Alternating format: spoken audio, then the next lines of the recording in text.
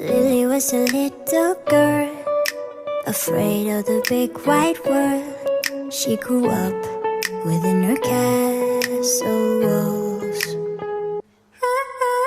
Now and then she tried to run, and then on a night with the setting sun, she went in the woods away, so afraid, all alone. They warned her, don't go there, there's creatures who are hiding in the dark. Then something came creeping, it told her, don't you worry, just follow everywhere I go. Top of all the mountains, or valley low, give you everything you've been dreaming of. Just let me in. Ooh.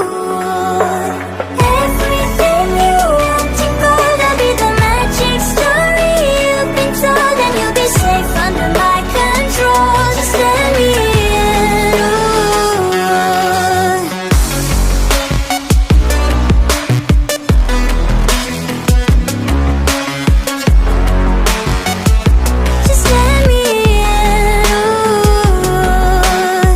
She was hypnotized and walking on cold thin ice.